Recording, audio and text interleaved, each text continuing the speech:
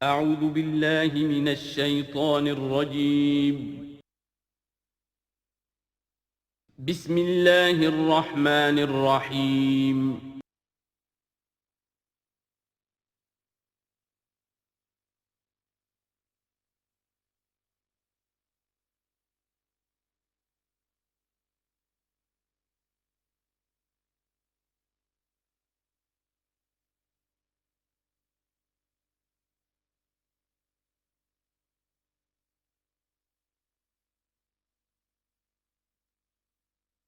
اعوذ باللہ من الشیطان الرجیم بسم اللہ الرحمن الرحیم وَيُعَلِّمُهُ الْكِتَابَ وَالْحِكْمَةَ وَالتَّوْرَاةَ وَالْإِنْجِيلَ وَرَسُولًا إِلَى بَنِي إِسْرَائِيلَ صدق اللہ العظیم۔ اس آیہ مبارکہ کے بارے میں ایک نقطہ تو میں بیان کر چکا ہوں کہ تقابل جو ہے ذہن میں رکھنا چاہیے کہ حضرت یحییٰ علیہ السلام کے بارے میں ان کے لیے جو بھی توصیفی کلمات اللہ تعالیٰ نے ارشاد فرمائے ان میں آخری ہے نبیم من الصالحین، اور حضرت عیسیٰ علیہ السلام کے لیے یہاں پر جو الفاظ آئے ہیں وہ رسولاً الی بنی اسرائیل، اس کو نوٹ کر لیجئے، پھر آئندہ چل کر اس کے اور بھی حوالے آئیں گے۔ دوسری بات جو نوٹ کرنے کی ہے وہ یہ کہ کتاب اور حکمت اور تورات اور انجیل، ان چار چیزوں کے مابین جو تین واو آئے ہیں ان میں سے دو واو عطف ہیں، ایک واو تفسیر ہے۔ اللہ ان کو سکھائے گا کتاب اور حکمت، یعنی تورات اور انجیل۔ یہ درمیانی واو جو ہے یہ یعنی کے معنی میں ہے، اس لیے کہ جیسا کہ میں کئی مرتبہ پہلے بتا چکا ہوں، تورات میں صرف احکام تھے، حکمت نہیں تھی۔ انجیل میں صرف حکمت ہے، احکام نہیں ہے، اور اسی نقطے کو سمجھ لینے سے ساری گتھی حل ہوتی ہے، اور اگر اسی کو نہیں سمجھا ہے لوگوں نے تو پھر بہت ان کے ذہنوں میں پریشانیاں رہتی ہیں۔ تو اس مقام کو نوٹ کیجئے، وَيُعَلِّمُهُ الْكِتَابَ وَالْحِكْمَةَ، اللہ اسے سکھائے گا کتاب بھی اور حکمت بھی، وَالتَّوْرَاةَ وَالْإِنْجِيلَ، یعنی تورات بھی اور انجیل بھی، وَرَسُولًا إِلَىٰ بَنِي إِسْرَائِيلَ انی قد جئتکم بآیۃ من ربکم۔ ابھی تک گفتگو ہو رہی تھی کہ حضرت مریم سلام علیہا کو یہ ساری خوشخبریاں اللہ تعالیٰ کی طرف سے دی گئی۔ اب یوں سمجھئے، to cut a long story short, درمیان کا وقفہ، ان کی ولادت ہوئی، وہ پلے بڑھے، وہ ساری تاریخ بیچ میں سے حذف کر کے نقشہ کھینچا جا رہا ہے اب کہ حضرت مسیح علیہ السلام نے اب اپنی دعوت کا آغاز کر دیا ہے۔ انی قد جئتکم بآیۃ من ربکم، میں تمہارے پاس آیا ہوں تمہارے رب کی طرف سے نشانی لے کر۔ انی اخلق لکم من الطین کہیئۃ الطیر، کہ میں تمہارے سامنے یا تمہارے لیے بناتا ہوں گارے سے ایک پرندے کی شکل، فانفخ فیہ، پھر میں اس میں پھونک مارتا ہوں، فیکون طیرا باذن اللہ، تو وہ بن جاتا ہے اڑتا ہوا پرندہ اللہ کے حکم سے۔ یہاں آپ نوٹ کرتے جائیے گا، ہر معجزے کے بعد باذن اللہ باذن اللہ باذن اللہ، یعنی یہ میرا کوئی دعویٰ نہیں ہے، میرا کوئی کمال نہیں ہے، یہ جو کچھ ہے وہ اللہ کے حکم سے ہے۔ وَأُبْرِئُ الْأَكْمَحَ وَالْأَبْرَصَ وَأُحْيِي الْمَوْتَىٰ بِإِذْنِ اللَّهِ، اور میں شفا دے دیتا ہوں مادرزاد اندھے کو بھی اور کوڑھی کو بھی، اور میں مردہ کو زندہ کر دیتا ہوں بِإِذْنِ اللَّهِ، اللہ کے حکم سے۔ وَأُنَبِّئُكُم بِمَا تَأْكُلُونَ وَمَا تَدَّخِرُونَ فِي بُيُوتِكُمْ، اور میں تمہیں یہ بھی بتا سکتا ہوں کہ تم کیا کھاتے ہو اور کیا چیزیں تم نے اپنے گھروں میں ذخیرہ کر رکھی ہیں۔ ان فی ذلک لآیۃ لکم، اس میں تمام چیزوں میں تمہارے لیے نشانی ہے، ان کنتم مومنین، اگر تم ایمان والے ہو یا ایمان لانا چاہو، یعنی یہ کہ اپنی رسالت کے صداقت اور حقانیت کے دلیل کے طور پر یہ معجزات پیش فرمائے۔ وَمُصَدِّقًا لِمَا بَيْنَ يَدَيَّ مِنَ التَّوْرَاةِ، اور میں تصدیق کرتے ہوئے آیا ہوں اس کی کہ جو میرے سامنے موجود ہے تورات میں سے۔ وَلِأُحِلَّ لَكُمْ بَعْضَ الَّذِي حُرِّمَ عَلَيْكُمْ، اور تاکہ میں کچھ حلال قرار دوں تم پر وہ چیزیں جو تم پر حرام کر دی گئی ہیں۔ یہ اصل میں اشارہ ہے سبت کے حکم کے بارے میں، کہ جیسے ہمارے ہاں بھی بعض جو مذہبی مزاج کے لوگ ہوتے ہیں ان میں پھر بڑی سختی پیدا ہو جاتی ہے، غلو کرتے چلے جاتے ہیں دین کے احکام میں۔ تو سبت کے حکم میں یہودیوں نے اس حد تک غلو کر لیا تھا کہ کسی مریض کو دعا کرنا اس کے لیے کہ اللہ اس کو شفا دے دے، یہ بھی نہیں کرنا، کچھ نہیں کرنا، کوئی کام، گویا کہ یہ بھی دنیا کا کام ہے۔ لہذا اس کی ایک انتہا تک وہ پہنچ گئے تھے جن کو آ کے حضرت مسیح علیہ السلام نے پھر اس کی وضاحت کی کہ یہ چیز کے اس کی تقاضوں میں شامل نہیں ہے۔ وَجِئْتُكُمْ بِآیَةٍ مِّن رَبِّكُمْ، اور میں تمہارے پاس لے کر آیا ہوں نشانی تمہارے رب کی طرف سے، فَاتَّقُوا اللَّهَ وَأَطِیعُونِ، پس اللہ کا تقوی اختیار کرو اور میری اطاعت کرو۔ اِنَّ اللَّهَ رَبِّي وَرَبُّكُمْ فَاعْبُدُوهُ، یقیناً اللہ ہی میرا بھی رب ہے اور تمہارا بھی رب ہے، پس اسی کی بندگی کرو۔ ھذا صراط مستقیم، یہی سیدھا راستہ ہے۔ آپ کو یہی الفاظ ملیں گے سورہ مریم میں انشاءاللہ۔ فلما احس عیسیٰ منہم الکفر، اب پھر دیکھیے وہی درمیانی وقفوں کو چھوڑتے ہوئے یہ دعوت میں کتنا عرصہ لگا، کئی سال کے بعد اب مخالفت ہوئی، اور مخالفت ہوئی ان کے علماء کی طرف سے۔ یہود کے جو علماء تھے شدید ترین مخالفت انہوں نے کی، ان کی مسندوں کو خطرہ ہو گیا، ان کی چودراہٹیں جو ہے وہ خطرے میں پڑ گئیں، تو انہوں نے مخالفت کی۔ اور اس وقت تک ظاہر بات ہے کہ یہودیوں پر ان کے علماء کا جو ہے اثر و رسوخ بہت زیادہ تھا۔ فلما احس عیسیٰ منہم الکفر، جب عیسیٰ نے محسوس کیا ان سے کفر کی شدت کہ اب یہ مخالفت پر تل گئے ہیں، قال من انصاری الی اللہ، تو انہوں نے ایک پکار لگائی، ایک ندا دی، ایک دعوت عام دی، کون ہے جو میرے مددگار ہے اللہ کی راہ میں؟ یعنی اب جو کشاکش ہونے والی ہے، جو تصادم ہونے والا ہے، اس میں ایک حزب اللہ بنے گی اور ایک حزب الشیطان ہوگا۔ کون ہے جو میرا مددگار ہو الی اللہ، اللہ کے کام میں؟ یہی اصل اساس ہے دین میں کام کرنے کے لیے کہ اسی بنیاد پر کوئی شخص اٹھے کہ میں دین کا یہ کام کرنا چاہتا ہوں، کون ہے جو میرا ساتھ دے؟ یہ ایک بالکل طبعی طریقہ ہوتا ہے جماعت سازی کا۔ ایک داعی اور داعی پر اعتماد کرنے والے، داعی سے اتفاق کرنے والے لوگ اس کے ساتھی بن جاتے ہیں۔ ساتھی اس کے ذاتی اعتبار سے نہیں ہوتے، اس کی حکومت قائم کرنے کے لیے نہیں، اللہ کی حکومت قائم کرنے کے لیے، اس کی سرداری کے لیے نہیں، اللہ تعالیٰ کے دین کے غلبے کے لیے۔ قال الحواریون نحن انصار اللہ، کہا حواریین نے کہ ہم ہیں اللہ کے مددگار۔ حواری جو ہے اصل میں اس کے معنی ہے دھوبی، جو کپڑے کو دھو کر صاف کر دیتا ہے۔ یہ لفظ پھر آگے بڑھا ہے اپنے کردار کو صاف کرنا، اپنے اخلاق کو صاف کرنا، لیکن چونکہ حضرت مسیح علیہ السلام کی بہت سی جو تبلیغ تھی وہ گلیلی جھیل کے کناروں پر ہوتی تھی۔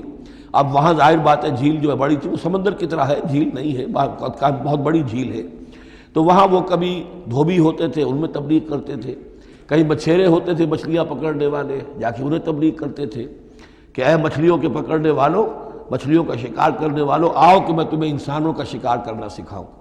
اور ان دھوبیوں میں تبلیغ کی ہے، تو ان میں سے کچھ لوگ جو ہیں انہوں نے اپنے آپ کو پیش کر دیا۔ قال الحواریون نحن انصار اللہ آمنا باللہ، ہم ایمان لائے اللہ پر، واشہد بأننا مسلمون، تو آپ بھی اب گواہ رہیے گا کہ ہم اللہ کے فرمانبردار ہیں۔ ربنا آمنا بما انزلتا، اے رب ہمارے ہم ایمان لے آئے اس پر جو تو نے نازل فرمایا، واتبعنا الرسول، اور ہم اتباع کر رہے ہیں تیرے رسول کی، فاکتبنا مع الشاہدین، تو اے پروردگار ہمارا نام گواہوں میں لکھ لے۔ یہ گواہ یہی ہے کہ جو لفظ اختیار کیا گیا ہے اب عیسائیوں کے خاص فرقے کی طرف سے، یہواز وٹنسز، یہوا کا لفظ جو ہے وہ عبرانی میں خدا کے لیے، خدا کے گواہ، یعنی وہی بات کہ جو قرآن مجید میں آئی ہے، وَكَذَلِكَ جَعَلْنَاكُمْ أُمَّةً وَسَطًا لِتَكُونُوا شُهَدَاءَ عَلَى النَّاسِ وَيَكُونَ الرَّسُولُ عَلَيْكُمْ شَهِيدًا، تو اللہ ہمیں اپنے گواہوں میں ہمارا نام لکھ لے، یہواز وٹنسز۔ فَاكْتُبْنَا مَعَ الشَّاهِدِينَ، مراد یہ نہیں ہے کہ یہ یہواز وٹنسز وہ لوگ ہیں، میں نے صرف وہ لفظ کی مناسبت کہ انہوں نے یہ لفظ کیوں اختیار کیا ہے، تو یہ لفظ قدیم ہے، اسلامی حکمت اور اسلام کی مصطلحات جو ہیں ان میں اس کی ایک حیثیت ہے۔ وَمَكَرُوا وَمَكَرَ اللَّهُ، اب انہوں نے بھی چالیں چلی اور اللہ نے بھی چال چلی۔ وہ جو ان کے فریسی بیٹھے ہوئے تھے، علماء بیٹھے ہوئے تھے، وہ چالیں چل رہے تھے کسی طرح اس کو پکڑوائیں، کسی طرح، اس لیے کہ وہاں جو حکومت تھی وہ یہودیوں کی نہیں تھی۔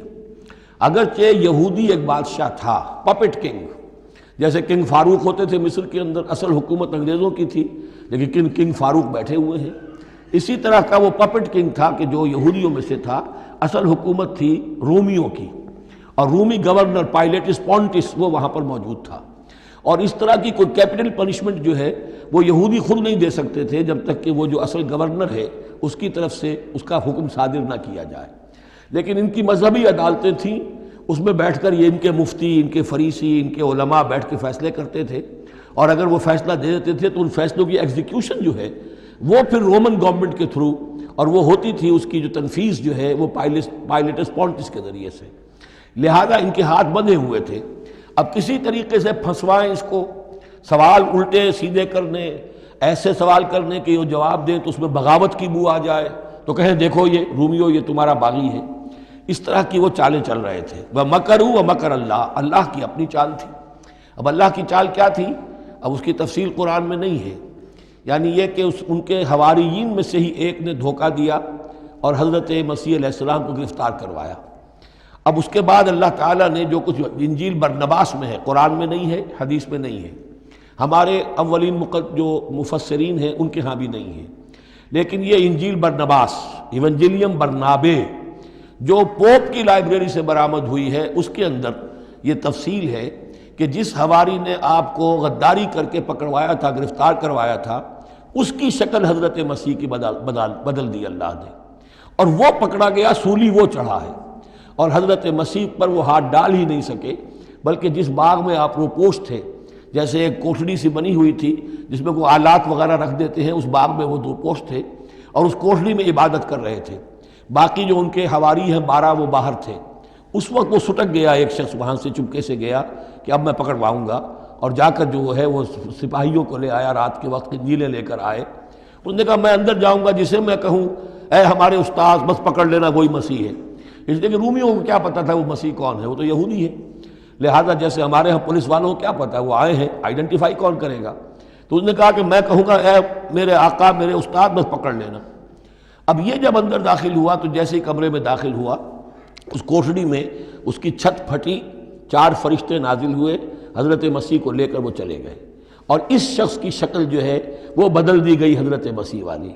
اب یہ گھبرا کر باہر نکلا تو دوسرے حواریین جو تھے انہوں نے کہا اے ہمارے استاد، اور ادھر سے وہ سپاہی جو ہیں داخل ہو گئے، انہوں نے اسی کو قابو کیا، سولی وہ چڑھا ہے اصل میں، حضرت مسیح نہیں۔ لیکن یہ ساری تفاصیل جو ہیں یہ قرآن میں بھی نہیں ہے، حدیث میں بھی نہیں ہے۔ جب حدیث میں نہیں ہے، قرآن میں نہیں ہے، تو ہمارے مفسرین کے پاس بھی نہیں ہو سکتی تھی۔ لیکن یہ کہ یہ شہادت جو ہے یہ در حقیقت انہی کے گھر سے ہمیں ملی ہے، اور یہ پوری طریقے سے فٹ ان کرتی ہے، پوری طریقے سے قرآن کا جو بیان ہے اس میں یہ پوری طرح فٹ ہوتی ہے۔ وَمَكَرُوا وَمَكَرَ اللَّهُ، انہوں نے اپنی سی چالیں چلی، اللہ نے اپنی چال چلی، وَاللَّهُ خَيْرُ الْمَاكِرِينَ، اور اللہ تعالیٰ جو ہے وہ بہترین چال چلنے والا ہے۔ اِذْ قَالَ اللَّهُ يَا عِيسَىٰ إِنِّي مُتَوَفِّيكَ وَرَافِعُكَ إِلَيَّ، یاد کرو جب کہ اللہ نے عیسیٰ سے کہا عیسیٰ میں تمہیں اب لے جانے والا ہوں۔ یہ لفظ ہے کہ جس کو قادیانیوں نے اصل میں بہت بڑی بنیاد بنایا ہے اپنے غلط عقیدے کی، کہ وفات مسیح ہو چکی ہے۔ اس لفظ کو اچھی طرح سمجھ لیجئے، وفا، وفا کے معنی ہے پورا کرنا، وعدہ وفا کرو، وفا۔ اب اس سے جب کہا جائے کسی کو پورا دینا تو باب تفعیل میں آئے گا وفا یوفی توفیتاً، وہ ہم پڑھ چکے ہیں، ووفیت کل نفس فکیف اذا جاء، جب وہ دن آئے گا ووفیت کل نفس ما عملت، جو کچھ انہوں نے کیا ہوگا پورا پورا ان کو دے دیا جائے گا۔ یہ دیکھ لیجئے آیت نمبر 25، فکیف اذا جمعناہم لیوم لا ریب فیہ ووفیت کل نفس ما کسبت وہم لا یظلمون، ہر ایک کو بھرپور پورا پورا بدلہ اس کے اعمال کا دے دیا جائے گا۔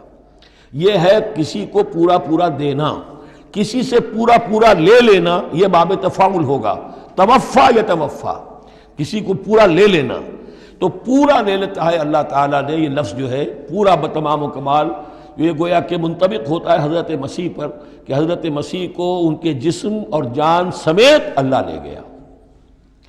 ہم جب کہتے وفات پا گیا تو یہ ہے استعارتاً، جسم یہی رہ گیا صرف جان گئی ہے۔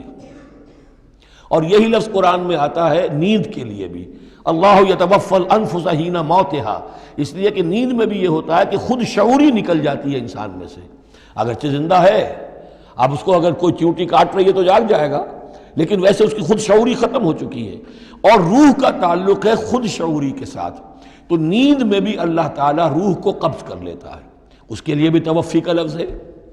پھر جب انسان مرتا ہے تو روح اور جان دونوں چلی گئیں اور صرف جسم رہ گیا، یہ بھی توفی ہے۔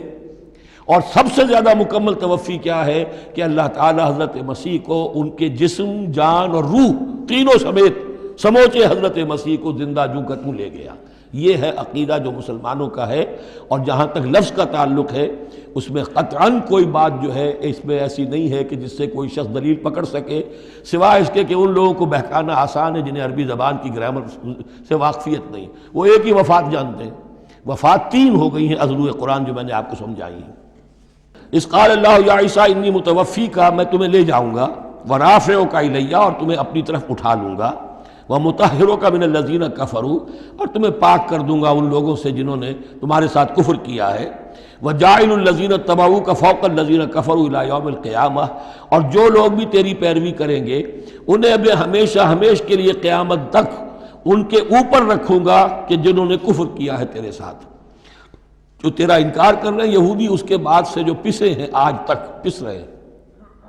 حضرت مسیح سن 30 میں اٹھا لیے گئے یا 33 میں، اور اس کے بعد سے آپ کو معلوم ہے کہ مسلسل سن 70 عیسوی میں ہیکل سلیمانی ختم ہوا، 1,20,000 یا 1,33,000 یہودی ایک دن میں ٹائٹس نے قتل کیے یروشلم میں حضرت مسیح کے رفع سماوی کے 40 برس بعد۔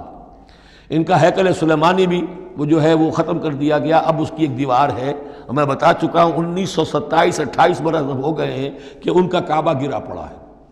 1917 سے پہلے تک، بلکہ یوں سمجھیے پہلے 500 برس تک تو ان کا داخلہ بھی ممنوع تھا۔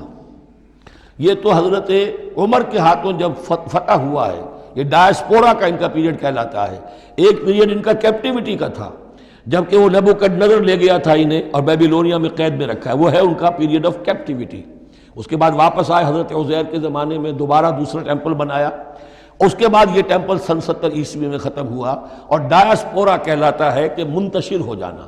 انہیں وہاں سے نکال دیا گیا تھا کہ تم دفع ہو جاؤ یہاں سے، اب فلسطین میں تم نہیں رہ سکتے۔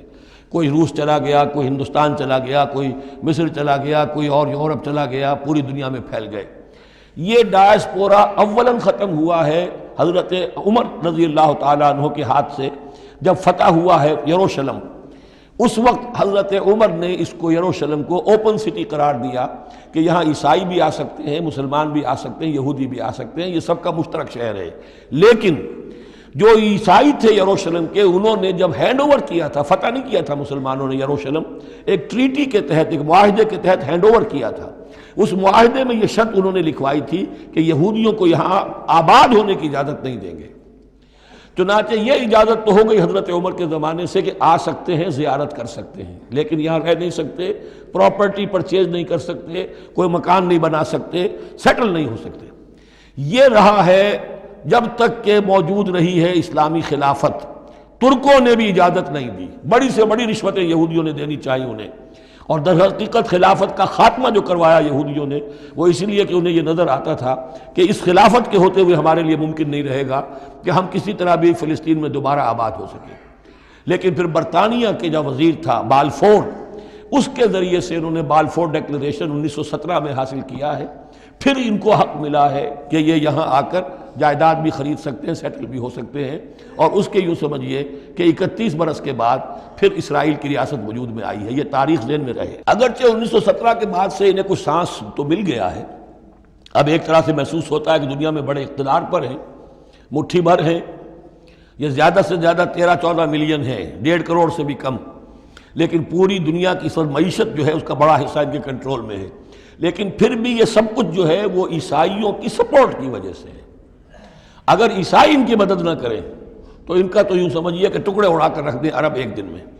لیکن اب پیچھے پوری امریکہ کی حکومت ہے، امریکہ کے حواریین ہیں، خاص طور پر west white Anglo Saxon Protestants, امریکہ اور برطانیہ، وہ تو گویا کہ ان کے زرخرید ہیں ایک طرح سے، اور بھی جو ممالک ہیں عیسائی اب یہ فتح کر چکے ہیں ان سب کو، عیسائیوں کے اوپر ان کا غلبہ ہے۔ اس لیے اب جو شکل ہے وہ بھی یہ ہے کہ ان کا وجود ہے یہی کہ عیسائی ہیں اوپر، اور یہ مانوی طور پر سازشی انداز میں انہیں کنٹرول کر رہے ہیں۔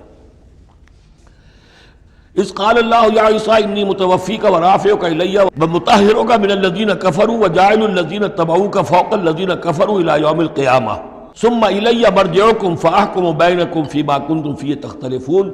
پھر تم سب جو ہے تمہارا لوٹنا میری ہی طرف ہے، اور پھر میں تمہیں بتا دوں گا اور فیصلہ کر دوں گا تمہارے مابین ان باتوں میں جن میں تم اختلاف کر رہے تھے۔ فَأَمَّا الَّذِينَ كَفَرُوا فَأُعَذِّبُهُمْ عَذَابًا شَدِيدًا فِي الدُّنْيَا وَالْآخِرَةِ۔ تو وہ لوگ کہ جو کفر کی روش اختیار کریں گے میں انہیں عذاب دوں گا، بہت سخت عذاب، دنیا میں بھی اور آخرت میں بھی۔ وما لهم من ناصرین، اور نہیں ہوں گے ان کے لیے کوئی مددگار۔ وَأَمَّا الَّذِينَ آمَنُوا وَعَمِلُوا الصَّالِحَاتِ، اور جو ایمان لائیں گے اور نیک عمل کریں گے، فَيُوَفِّيهِمْ، اب دیکھیے وفا یوفی دینا، پورا پورا دینا، تو ان کو وہ پورا پورا دے گا، اجورہم، ان کا اجر۔ واللہ لا يحب الظالمین، اللہ ظالموں کو پسند نہیں کرتا۔ ذالک نتلوہ علیک من الآیات والذکر الحکیم، یہ وہ چیزیں ہیں جو ہم آپ کو پڑھ کر سنا رہے ہیں۔ گویا کہ یہاں بھی پس منظر میں حضرت جبرائیل علیہ السلام ہے کہ یہ اللہ تعالیٰ کی آیات ہیں اور ذکر حکیم ہے جو ہم آپ کو پڑھ کر سنا رہے ہیں۔ ان مثل عیسیٰ عند اللہ کا مثل آدم، عیسیٰ کی مثال اللہ کے نزدیک آدم کی سی ہے۔ خلقہ من تراب ثم قال له کن فیکون، اسے بنایا مٹی سے پھر کہا ہو جا، وہ ہو گیا۔ اب یہ آیت وہ ہے قرآن مجید میں کہ جو لوگ بھی اسپیشل کریشن کے قائل ہیں کہ حضرت آدم کسی ایولیوشن کے نتیجے میں کسی سپیشیز کے وجود میں آنے کے بعد اس کے ایک فرد کی حیثیت سے نہیں ان کا استفاع ہوا، بلکہ وہ اسپیشلی کریٹ کیے گئے ہیں مٹی سے براہ راست، ان کے حق میں یہ آیت دلیل ہے۔ تو یہ جو بھی نظریات ہیں ابھی، چونکہ ایولیوشن بھی ہے تو وہ بھی نظریہ ہے، تھیوری آف اسپیشل کریشن ہے وہ بھی نظریہ ہے۔ نظریوں کے باب میں انسان ادھر ادھر کوئی رائے رکھ سکتا ہے، ابھی یہ کوئی طے شدہ حقائق نہیں ہے۔ ان میں ہم غور کر سکتے ہیں کہ قرآن مجید میں کس مقام پر کس چیز کے لیے کوئی تائید یا کوئی تھوڑی سی توثیق نکلتی ہے۔ تو اللہ کے نزدیک تو عیسیٰ کی مثال ایسے ہی ہے جیسے آدم، اسے مٹی سے بنایا اور کہا کن فیکون۔ تو اب اگر آدم اسپیشل کریشن کا معاملہ ہے تو نہ باپ نہ ماں، بغیر باپ اور بغیر ماں کے، تو کیا وہ الہ بن گئے؟ بنانے والا تو اللہ ہے۔ حضرت عیسیٰ ماں تو ہے باپ نہیں ہے، حمل تو ہوا ہے، 9 مہینے ماں کے پیٹ میں تو رہے ہیں، تو وہ تو آدم سے کم معاملہ ہوا تخلیق میں اعجاز کے اعتبار سے۔ اور حضرت اس سے کم تر ذرا دیکھ لو تو بوڑھے پھونس حضرت زکریا اور بوڑھی پھونس ان کی اہلیہ جو ساری عمر بانجھ رہیں اور ان کو اللہ نے اولاد دے دی، تو یہ سارے جو ہیں معجزات ہیں، اللہ کا اختیار ہے جو چاہے کرے، اس سے کسی کی الوہیت کی دلیل نہیں نکلتی۔ الحق من ربک، یہ حق ہے آپ کے رب کی طرف سے، فلا تکن من الممترین، تو ہرگز نہ ہو جانا اس میں شک کرنے والوں میں سے۔ فمن حاجک فیہ، تو اے نبی جو بھی اس معاملے میں آپ سے اب بھی حجت بازی کرے، جھگڑا کرے، بحث کر رہا ہے، ابھی سینگ الجھا رہا ہے بحث کے اندر، من بعد ما جاءک من العلم، جبکہ آپ کے پاس تو العلم آ چکا، آپ جو بات کہہ رہے ہیں وہ علی وجہ البصیرت کہہ رہے ہیں، فقل تعالوا، تو اب آخری چیلنج کیا ہے؟ کہہ دیجئے اچھا آؤ۔ یہ جو ان کا آیا تھا، 2 بڑے بڑے ان کے لاٹ پادری تھے، ابو حارثہ ابن علقمہ اور قرظ بن علقمہ، اور ان کی سرکردگی میں 70 افراد تھے جو کہ نجران سے آئے تھے۔ یہ سارا کئی دن معاملہ چلتا رہا، اور پھر آخر میں حضور سے کہا گیا اچھا آپ مباہلہ کیجئے، قل، ان سے کہہ دیجئے تعالوا، آؤ، ندعو ابناءنا و ابناءکم، آؤ ہم بلاتے ہیں اپنے بیٹوں کو، تم بلاؤ اپنے بیٹوں کو، ونساءنا ونساءکم، ہم بلا لیتے ہیں اپنی عورتوں کو، تم بلاؤ اپنی عورتوں کو، وانفسنا وانفسکم، اور ہم بھی آ جاتے ہیں تم بھی آ جاؤ، ثم نبتہل، پھر ہم گڑ گڑا کر اللہ سے دعا کریں، فنجعل لعنت اللہ علی الکاذبین، تو ہم کہیں کہ اللہ جو ہم میں سے جھوٹا ہو اس پر لعنت کر دے۔ یہ مباہلہ ہے، اور یہ مباہلہ ہوتا ہے کب؟ جب کہ احقاق حق ہو چکے، بات پوری واضح ہو جائے، آپ کو یقین ہو کہ یہ میرا مخاطب جو ہے بات سمجھ گیا ہے، صرف ضد میں اڑا ہوا ہے، اس وقت پھر یہ مباہلہ آخری شے ہوتی ہے تاکہ ظاہر ہو جائے۔ اگر تو واقعتاً اسے یقین ہے تو وہ مباہلہ کی چیلنج قبول کر لے گا، اور اگر دل میں چور ہے، وہ جانتا ہے کہ حق بات تو اسی کی ہے، اور لہذا پھر وہ مباہلہ نہیں کرے گا۔ چنانچہ یہی ہوا، انہوں نے مباہلے سے انکار کیا، فرار کی راہ اختیار کی، اور ایسے ہی چلے گئے۔ فمن حاجک فیہ من بعد ما جاءک من العلم فقل تعالوا ندعو ابناءنا وابناءکم ونساءنا ونساءکم وانفسنا وانفسکم ثم نبتہل فنجعل لعنت اللہ علی الکاذبین ان ھذا لہو القصص الحق، یہ ہے صاف صاف جو بھی سرگزشت ہے صحیح اور حق، وہ یہ ہے، وما من الہ الا اللہ، اور نہیں ہے کوئی معبود اللہ کے سوا، وَإِنَّ اللَّهَ لَهُوَ الْعَزِيزُ الْحَكِيمُ، اور یقیناً اللہ تعالیٰ ہی ہے زبردست اور کمال حکمت والا۔ یہاں اب دوسرا حصہ ختم ہو گیا، یہ 31 آیات ہیں، 32 اور 31 مل کر یہ 63 آیت پر۔ فَإِن تَوَلَّوْا، پھر اگر وہ پیٹھ موڑ لیں فَإِنَّ اللَّهَ عَلِيمٌ بِالْمُفْسِدِينَ، یہاں آ کر 63 آیات ہوئیں. پھر اگر وہ پیٹھ موڑ لیں تو اللہ تعالیٰ خوب جانتا ہے ان مفسدوں کو کہ یہ ماننے والے نہیں ہیں، لہذا وہ پورا قافلہ واپس چلا گیا. اب یہ جو تیسرا حصہ نصف اول کا آ رہا ہے یہ پھر انہی 4 رکوعوں کے بہت مشابہ ہے کہ جو سورہ بقرہ میں آئے تھے 15ویں سے لے کر 18ویں رکوع تک، جس میں تحویل قبلہ، حضرت ابراہیم کا ذکر، کعبے کا ذکر، پھر اہل کتاب کو دعوت، وہ کیفیت آپ کو یہاں ملے گی. قُلْ يَا أَهْلَ الْكِتَابِ تَعَالَوْا إِلَىٰ كَلِمَةٍ سَوَاءٍ بَيْنَنَا وَبَيْنَكُمْ، اے نبی کہیے اے اہل کتاب. اب یہاں جمع کر لیا گیا یہود اور نصارہ دونوں کو. وہاں گفتگو زیادہ تر یا بنی اسرائیل تھی. ابھی تک حضرت عیسیٰ کا معاملہ تھا، وہ گویا کہ نصرانیوں سے بات تھی. اب ہے اہل کتاب، دونوں کے دونوں.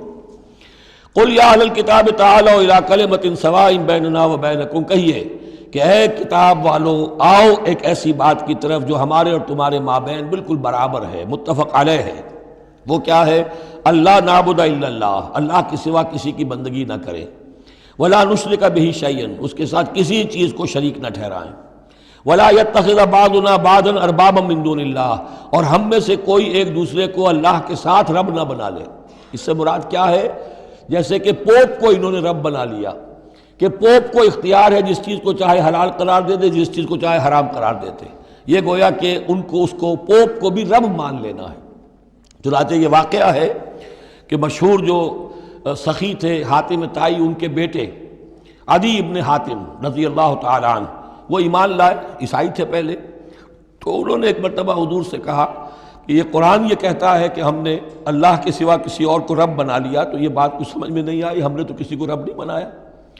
تو حضور نے فرمایا کیا یہ صحیح نہیں ہے کہ تمہارے جو پادری کہہ دیں، جو پوپ کہہ دیں کہ یہ حق ہے، یہ صحیح ہے، یہ جائز ہے، اس کو تم جائز مان لیتے ہو، جس کو وہ کہہ دیں حرام ہے حرام مان لیتے ہو کہ جی ہاں ایسا تو ہے. تو یہ حق جو ہے یہ صرف اللہ کا ہے، اور جو اس حق کو اختیار کرتا ہے وہ گویا رب ہونے کا دعویٰ کرتا ہے. اب یہ ساری قانون سازی جو شریعت کے خلاف کی جا رہی ہے یہ خدائی کا دعویٰ ہے جو لوگ کر رہے ہیں بیٹھے ہوئے.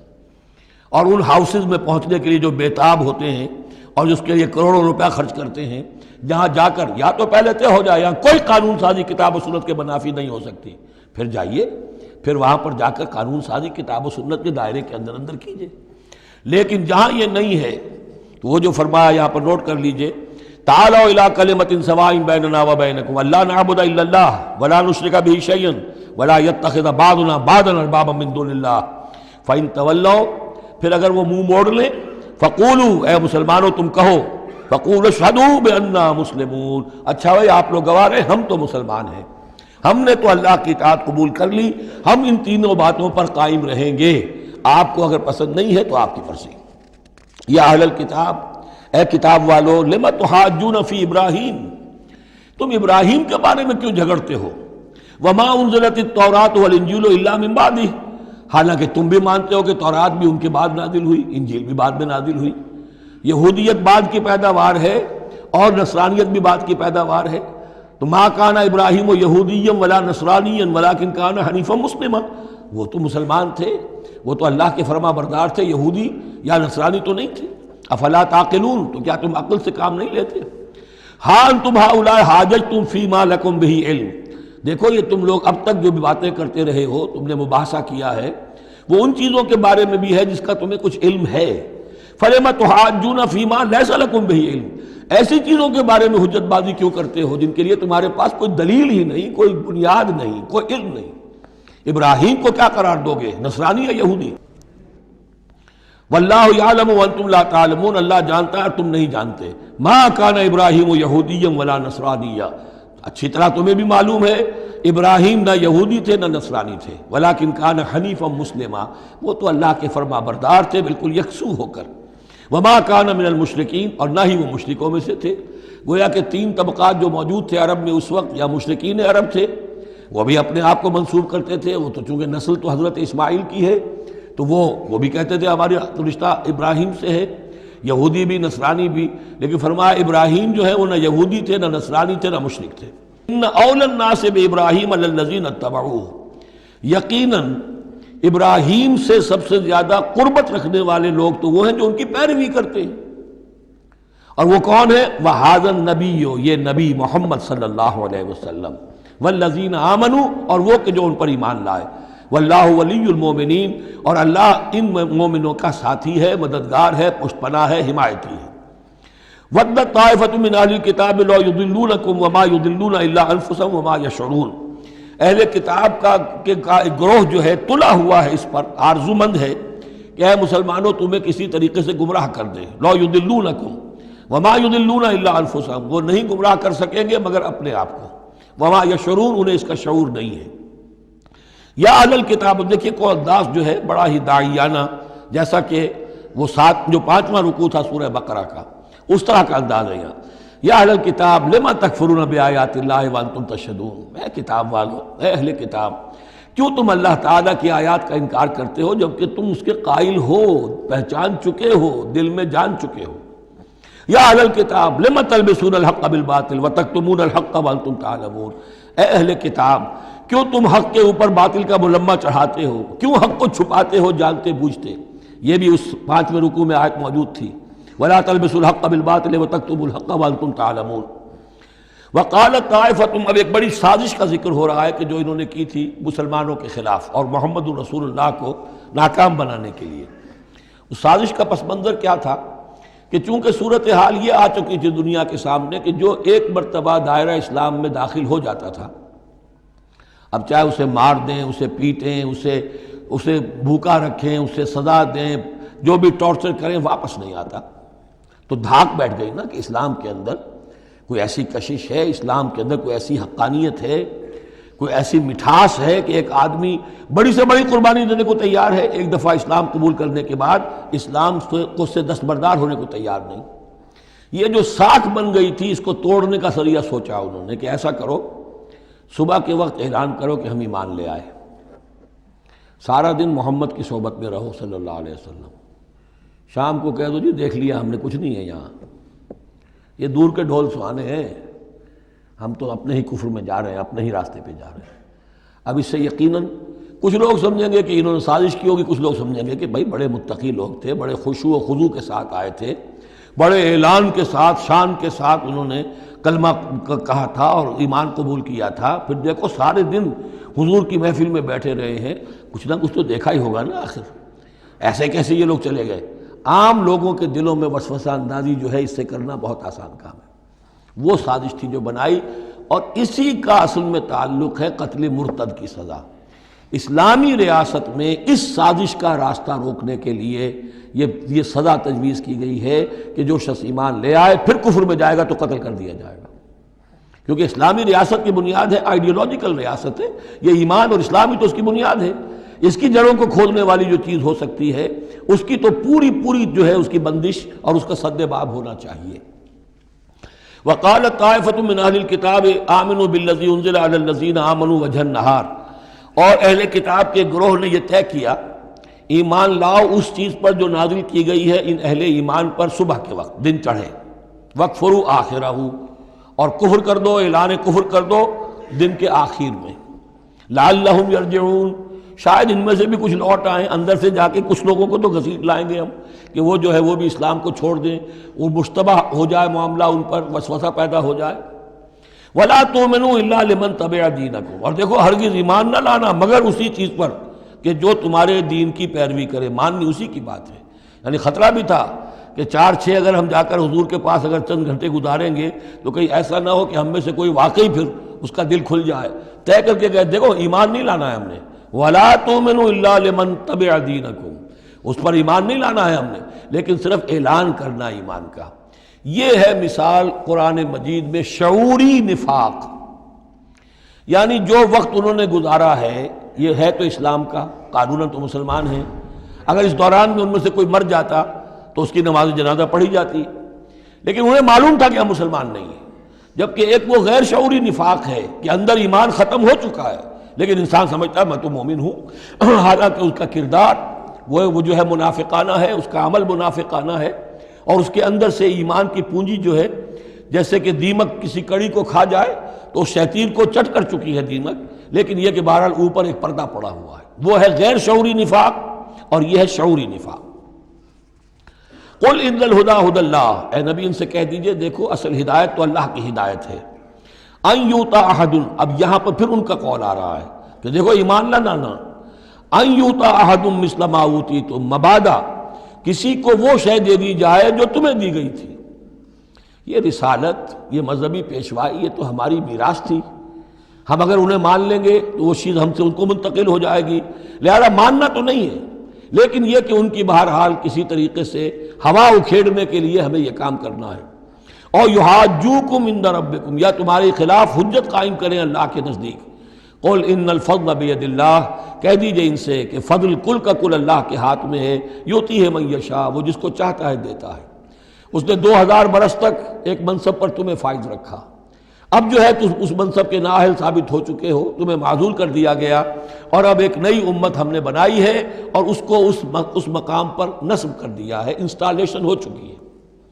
واللہ ذو الفضل العظیم، قل ان الفضل بید اللہ یؤتیہ من یشاء واللہ واسع علیم، اللہ بہت وسعت والا اور جاننے والا ہے۔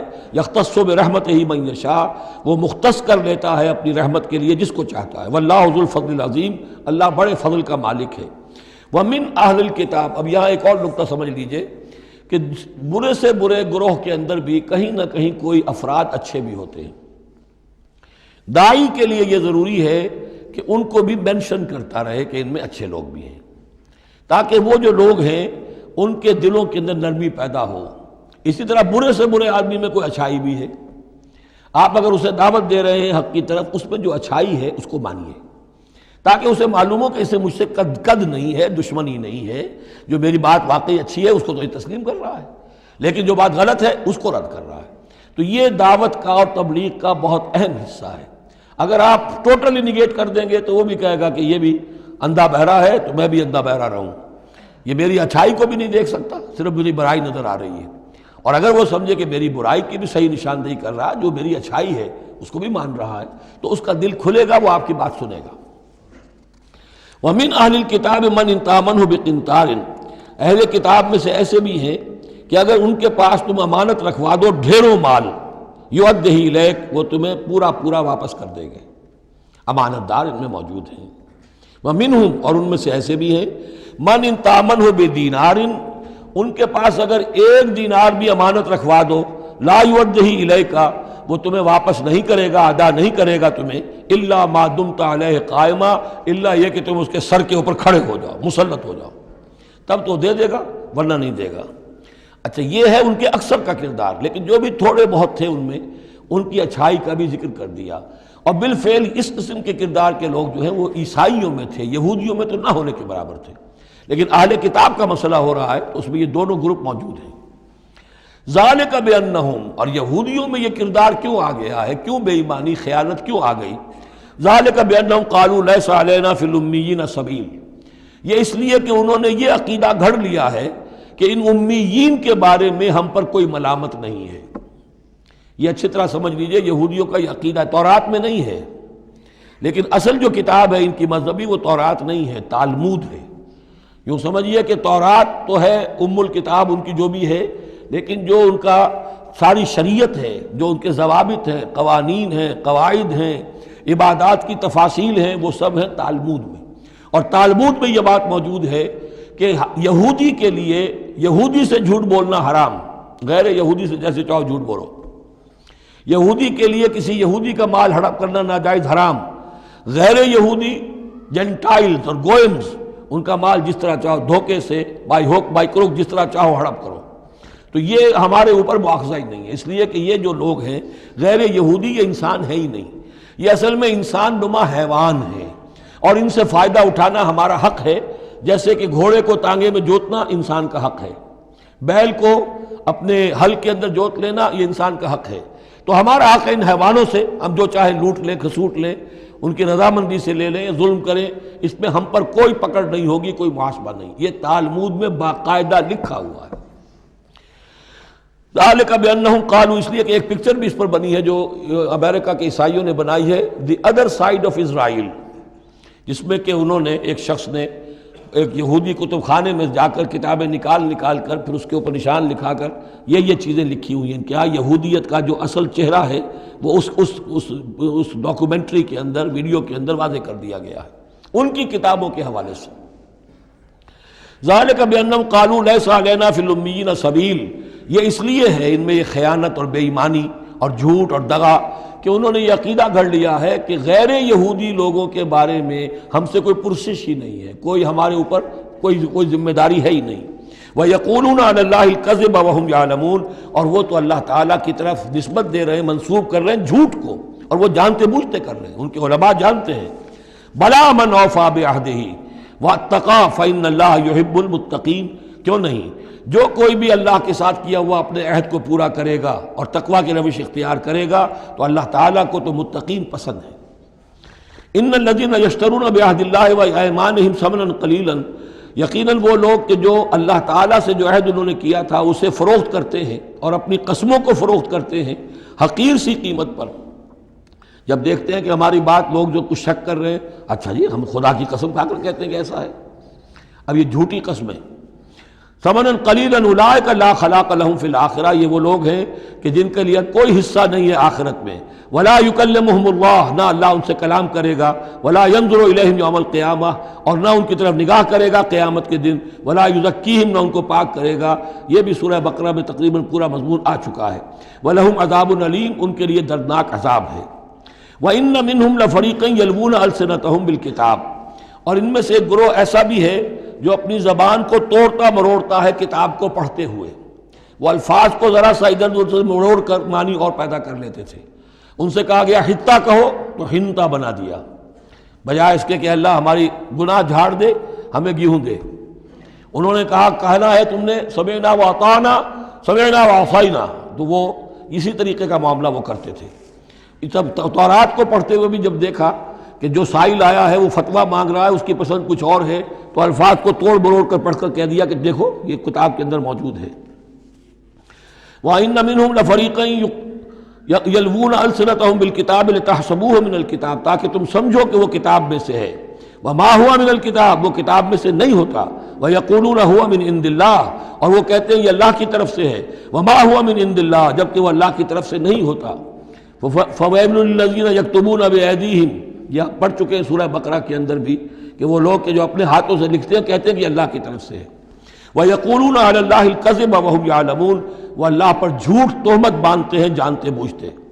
مَا كَانَ لِبَشَرٍ أَن يُؤْتِيَهُ اللَّهُ الْكِتَابَ وَالْحُكْمَ وَالنُّبُوَّةَ، کسی انسان کا یہ کام نہیں ہے، کسی انسان کے شایع نشان نہیں ہے کہ اللہ تعالیٰ نے تو اس کو کتاب دی ہو، حکمت دی ہو، نبوت دی ہو. ثم یقول للناس کونوا عبادا لی من دون اللہ، پھر وہ لوگوں سے کہنے لگے کہ میرے بندے بن جاؤ اللہ کو چھوڑ کر. یہ اشارہ ہو رہا ہے اب نصرانیوں کی طرف کہ تمہارے طرف ہم نے رسول بھیجے، عیسیٰ ابن مریم کو ہم نے بھیجا، انہیں کتاب دی، ان کو حکم دیا، ان کو حکمت دی، نبوت دی، معجزات دیے، اور انہوں نے تو یہ اس کا کوئی امکان نہیں کہ وہ یہ کہتے کہ مجھے بنا لو اللہ کے سوا اپنا معبود. ما كان لبشر ان يؤتيه الله الكتاب والحكم والنبوة ثم يقول للناس كونوا عبادا لي من دون الله ولكن كونوا ربانيين بما كنتم تعلمون الكتاب وبما كنتم تدرسون. وہ تو یہی کہے گا اور یہی کہا کہ حضرت عیسیٰ نے کہ اللہ والے بنو، اللہ کی بندگی کرو، ربانی بن جاؤ، اللہ والے بن جاؤ اس چیز کے سبب کہ جو تم سکھلاتے ہو، دوسروں کو تعلیم دیتے ہو. اتامرون الناس بالبر وتنسون انفسکم وبما کنتم تدرسون، اور جو کچھ تم خود بھی پڑھتے تھے.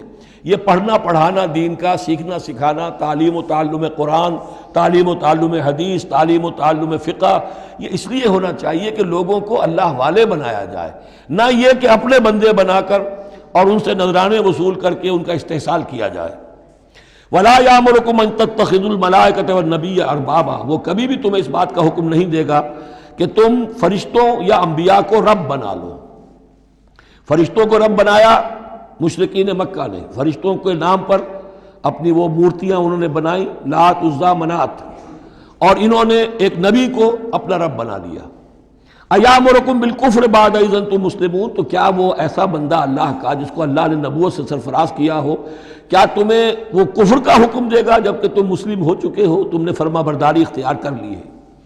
وَإِذْ أَخَذَ اللَّهُ مِيثَاقَ النَّبِيِّينَ، اور یاد کرو جب کہ اللہ نے تمام انبیاء سے ایک عہد لیا تھا، لَمَا آتَيْتُكُم مِّن كِتَابٍ وَحِكْمَةٍ، جب بھی میں تمہیں دوں گا کتاب اپنی اور حکمت، ثم جاءکم رسول، پھر تمہارے پاس آئے کوئی اور رسول، نیا رسول، مصدق لما معکم، جو کہ تمہارے ساتھ جو کچھ ہے اس کی تصدیق کرتے ہوئے آئے، لَتُؤْمِنُنَّ بِهِ وَلَتَنصُرُنَّهُ، تو تمہیں لازماً اس پر ایمان لانا ہوگا اور اس کی مدد کرنی ہوگی، کیونکہ انبیاء کا ایک سلسلہ چل رہا تھا، ہر نبی جو ہے آئندہ کی پیشن گوئی کر کے گیا ہے، اور یہ بھی ختم نبوت کے بارے میں بہت بڑی دلیل ہے کہ ایسی کسی شے کا ذکر قرآن میں یا حدیث میں نہیں ہے، بلکہ اس کے برعکس ہے کہ نبوت مجھ پر ختم ہو گئی ہے، ورنہ اس سے پہلے تمام انبیاء حضرت مسیح حضور کی بشارت دے کر گئے، تمام انبیاء کی کتابوں میں بشارتیں موجود ہیں۔ اگر آپ انجیل پڑھیں برنباس کی تو اس میں تو کوئی صفحہ خالی نہیں ہے جس میں کہ حضور کی بشارت نہ ہو اور حضور کے بارے میں خوشخبری نہ ہو، لیکن یہ کہ وہ باقی انجیلوں میں سے نکال دیا گیا۔ قال اقررتم واخذتم علی ذلکم اسری، اللہ نے فرمایا تم نے اقرار کر لیا اے نبیوں۔ اب یہ کہاں کیا گیا؟ یہ عالم ارواح میں، تمام نبی ایک دفعہ تو جمع نہیں ہو سکتے تھے، عالم ارواح میں یہ عہد لیا گیا ہے، تم نے اس کو قبول کیا اور اس پر میری ذمہ داری قبول کر لی۔ قالوا اقررنا، جیسے ہم سب کے سب کہہ کے آئے تھے الست بربکم قالوا بلا، ایسے ہی جنہیں نبوت سے سرفراز ہونا تھا ان کی ارواح سے یہ اضافی جو ہے عہد لیا کہ اگر میں تمہیں نبی بنا کر بھیجوں گا، تمہارے بعد جو نبی آئے گا پھر تمہیں اپنے لوگوں کو یہ کہہ کر جانا ہے کہ بعد میں آنے والے کی مدد کرنا اور اس کی نصرت کرنا، اس پر ایمان لانا۔ قال فاشهدوا وانا معكم من الشاهدين، تو اللہ نے کہا تو اچھا تم بھی گواہ رہو اور میں بھی گواہ ہوں۔ فمن تولى بعد ذلك، تو جس نے بھی منہ موڑ لیا اس کے بعد، فاولئک هم الفاسقون، تو یقیناً وہی ہیں سرکش ناہنجار۔ افغیر دین اللہ یبغون، تو کیا یہ اللہ کے دین کے سوا کوئی اور دین چاہتے ہیں؟ وَلَهُ أَسْلَمَ مَنْ فِي السَّمَاوَاتِ وَالْأَرْضِ طَوْعًا وَكَرْهًا وَإِلَيْهِ يُرْجَعُونَ، جبکہ آسمانوں اور زمین میں جو کچھ ہے اللہ کے سامنے سر تسلیم خم کیے ہوئے ہے، چاہے خوشی سے اور چاہے مجبوراً، اور اسی کی طرف ان سب کو لوٹا دیا جائے گا۔ قُلْ آمَنَّا بِاللَّهِ، یہ دیکھیے 16ویں رکوع کی سورہ بقرہ کی آیات جو ہیں تقریباً تھوڑے سے لفظی فرق کے ساتھ، کہیے آمنا باللہ، ہم ایمان لائے اللہ پر، وما انزل علینا، جو نازل کیا گیا ہم پر، وما انزل علی ابراہیم و اسماعیل و اسحاق و یعقوب والاسباط، اور جو کچھ نازل کیا گیا ابراہیم پر، اسماعیل پر، اسحاق پر اور یعقوب پر اور ان کی اولاد پر، وما اوتی موسیٰ و عیسیٰ والنبیون من ربہم، جو بھی موسیٰ کو دیا گیا، عیسیٰ کو دیا گیا، تمام انبیاء کو دیا گیا ان کے رب کی طرف سے، لا نفرق بین احد منہم ونحن لہ مسلمون، ہم ان میں سے کسی ایک کے مابین بھی کوئی تفریق نہیں کرتے اور ہم تو اللہ کے فرما بردار ہیں۔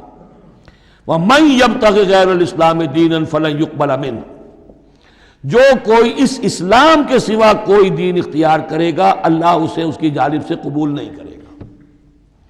وَهُوَ فِي الْآخِرَةِ مِنَ الْخَاسِرِينَ، اور آخرت میں وہ پھر خسارے پانے والوں میں سے ہو کر رہے گا۔ کیف یہدی اللہ قوما کفروا بعد ایمانہم، کیسے ہدایت دے گا اللہ ان لوگوں کو جو ایمان کے بعد کافر ہو گئے؟ اس کا کیا مطلب ہے؟ یعنی ان کے دل ایمان لے آئے تھے، مان لیا تھا، حقیقت منکشف ہو گئی تھی، جیسے سورۃ النمل میں ہم پڑھیں گے وَجَحَدُوا بِهَا وَاسْتَيْقَنَتْهَا أَنفُسُهُمْ ظُلْمًا وَعُلُوًّا، انہوں نے انکار تو کیا لیکن ان کی جی نے، دل نے ان کے یقین کر لیا تھا کہ بات صحیح ہے۔ دل اقراری ہے، زبان انکاری ہے۔ زبان انکاری کیوں ہے؟ ظلمًا وعلوا، حق تلفی کرنے کے لیے اور اپنی سربلندی کے لیے، اپنی چودراہٹ کے لیے، بغیم بینہم، ورنہ دل ان کے ایمان لا چکے تھے۔ تو کیف یہدی اللہ قوما کفروا بعد ایمانہم، کہ جب حق منکشف ہو گیا، دل نے گواہی دے دی کہ حق ہے، پھر بھی کفر کیا۔ وَشَهِدُوا أَنَّ الرَّسُولَ حَقٌّ، اور انہوں نے گواہی دی کہ رسول حق ہے، آپس میں باتیں کرتے تھے۔ چنانچہ روایت میں آتا ہے کہ جو علقمہ کے دو بیٹے جو ہیں ابو حارثہ اور کرز، جب یہ چلے تھے یمن سے، نجران سے، تو کہیں ٹھوکر لگی کرز کے گھوڑے کو، تو اس نے کہا تعیس العمد، ہلاک ہو جائے وہ دور والا، یعنی جس کی طرف ہم جا رہے ہیں، محمد کی طرف صلی اللہ علیہ وسلم۔ اس پر بڑے بھائی نے کہا، ابو حارثہ نے، تعیست امک، تیری ماں ہلاک ہو جائے۔ اس نے کہا کیوں؟ میں نے تو محمد کو کہا تھا جو کچھ کہا تھا، تمہیں کیوں اس طرح برا لگا؟ انہوں نے کہا تمہیں معلوم نہیں ہے وہ وہی نبی ہیں، ہم پوری طرح جان چکے ہیں وہ وہی نبی ہیں، ان کی شان میں گستاخی نہیں کریں گے، پکڑے جائیں گے ہم، وہ نبی ہیں اور وہی ہیں جن کے ہم منتظر تھے۔ انہوں نے کہا پھر مانتے کیوں نہیں؟ تم جانتے ہو ان بادشاہوں نے ہمیں بڑا مقام دیا ہوا ہے، رومن امپائر کے تحت تھے یہ لوگ اور مصر کی حکومت کے، اور انہوں نے ہمیں مقام دے رکھا ہے، ہمیں دولت دی ہے، ہمیں مال دیا ہے، ہمیں حیثیت دی ہے، مراتب دیے ہیں، اگر ہم نے محمد کو مان لیا تو سب چھن جائیں گے۔ یہ باقاعدہ روایت میں موجود ہے۔ ابھی آتے ہوئے تو جاتے ہوئے کیا حال ہوگا آپ اس کا اندازہ کیجئے، جبکہ مباہلے سے فرار کر کے گئے ہیں۔ وَشَهِدُوا أَنَّ الرَّسُولَ حَقٌّ، وہ گواہی دے چکے ہیں کہ رسول حق پر ہیں اور حق ہیں۔ وَجَاءَهُمُ الْبَيِّنَاتُ، اور ان کے پاس کھلی کھلی نشانیاں آ چکی ہیں۔ وَاللَّهُ لَا يَهْدِي الْقَوْمَ الظَّالِمِينَ، اللہ ایسے ظالموں کو ہدایت نہیں دیتا۔ أُولَٰئِكَ جَزَاؤُهُمْ أَنَّ عَلَيْهِمْ لَعْنَةَ اللَّهِ وَالْمَلَائِكَةِ وَالنَّاسِ أَجْمَعِينَ، یہ تو وہی لوگ ہیں کہ جن کا بدلہ یہ ہے کہ ان پر اللہ کی بھی لعنت ہے، فرشتوں کی بھی اور تمام انسانوں کی بھی۔ یہ الفاظ بھی سورہ بقرہ میں آ چکے ہیں۔ خالدین فیہا، وہ اسی لعنت میں رہیں گے۔ لا یخفف عنہم العذاب، ان کے عذاب میں کوئی تخفیف نہیں کی جائے گی۔ ولا ہم ینظرون، نہ انہیں کوئی مہلت ملے گی۔ الا الذین تابوا من بعد ذلک، ہاں ابھی دروازہ کھلا ہے توبہ کا، سوائے ان کے کہ جو اس کے بعد توبہ کر لیں، واصلحوا، اور اصلاح کر لیں اپنی یا نیک عمل کریں۔ فإن اللہ غفور الرحیم، تو ابھی توبہ کا دروازہ بند نہیں ہے، یقیناً اللہ غفور الرحیم ہے۔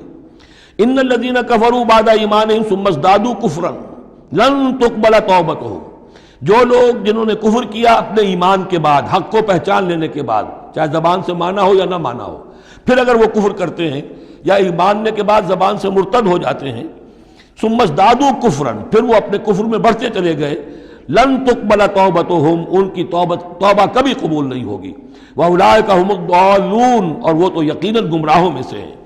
ان الذین کفروا وماتوا وهم کفار، یقیناً وہ لوگ کہ جنہوں نے کفر کیا اور فوت ہو گئے، مر گئے اسی حال میں کہ وہ کافر تھے، فلن يقبل من احدهم ملء الارض ذهبا ولو افتدى به، تو ان میں سے کسی ایک سے زمین کی مقدار کے مطابق سونا بھی فدیے میں قبول نہیں کیا جائے گا اگر وہ پیش کر سکے۔ اب ظاہر بات ہے یہ محال ہے، ناممکن ہے، لیکن یہ کہ بات سمجھانے کے لیے کہ وہاں پر کوئی فدیہ نہیں ہے، زمین کے حجم کے برابر بھی سونا دے کر اور کوئی چھٹنا چاہے گا تو نہیں چھوٹے گا۔ یہ وہی بات ہے، وَاتَّقُوا يَوْمًا لَا تَجْزِي نَفْسٌ عَن نَفْسٍ شَيْئًا وَلَا يُقْبَلُ مِنْهَا شَفَاعَةٌ وَلَا يُؤْخَذُ مِنْهَا عَدْلٌ، کوئی فدیہ نہیں لیا جائے گا، وَلَا هُمْ يُنصَرُونَ، نہ ان کی مدد ہوگی۔ اولئک لہم عذاب علیم، یہ وہ لوگ ہیں کہ جن کے لیے ہے دردناک عذاب، وما لہم من ناصرین، اور نہیں ہوں گے ان کے لیے مدد کرنے والے۔ لن تنالوا البر حتى تنفقوا مما تحبون وما تنفقوا من شيء فإن الله به علیم۔ اس آیت کا حوالہ میں دے چکا ہوں آیہ بر کے ضمن میں کہ یہ جو نیکی ہے، مظاہر نیکی میں سے، عملی نیکی میں سب سے بڑی، سب سے پہلی، سب سے مقدم انسانی ہمدردی، اور انسانی ہمدردی میں اپنا مال خرچ کر سکنا، اور مال بھی وہ کہ جو محبوب ہو، ردی ہو، دل سے اتر گیا ہو، بوسیدہ ہو گیا ہو، وہ کسی کو دے کر اور سمجھا جائے کہ حاتم طائی کی قبر پر لات مار دی میں نے، تو وہ حماقت ہے اپنی جگہ پر۔ لن تنالوا البر حتى تنفقوا مما تحبون، تم ہرگز نہیں پہنچ سکو گے نیکی کے مقام کو جب تک کہ خرچ نہ کرو اس میں سے جو تمہیں پسند ہے۔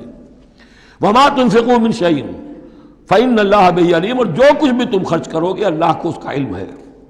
كل طعام كان حلا لبني اسرائيل الا ما حرم اسرائيل على نفسه من قبل ان تنزل التوراة، یہ بھی ایک جھگڑا تھا، یہودی کرتے تھے کہ ان کی شریعت میں اونٹ کا گوشت حرام تھا، حضور نے آ کر جو حرام چیزوں کا اعلان کیا اس میں اونٹ کا گوشت حرام نہیں ہے۔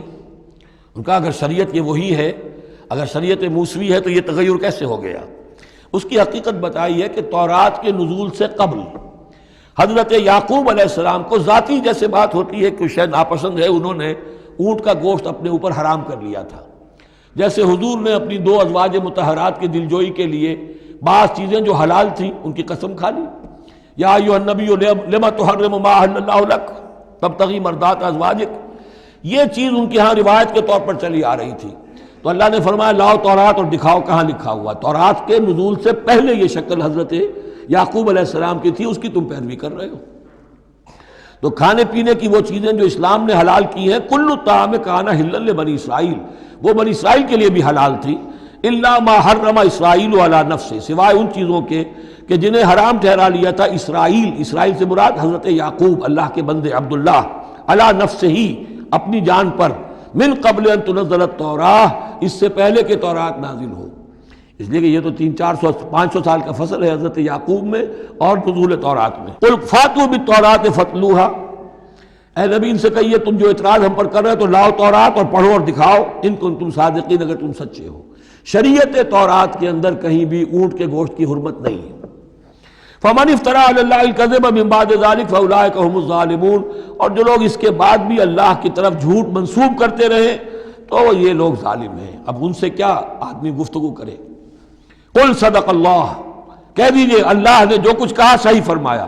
فاتبعوا ملت ابراہیم حنیفا، بس پیروی کرو ملت ابراہیم کی جو یکسو تھے یا یکسو ہو کر، یہ حنیفہ کا لفظ دونوں طرف جا سکتا ہے، ابراہیم کی صفت یا حال حنیفہ، اور یہ اتباع کا حال بھی ہو سکتا ہے۔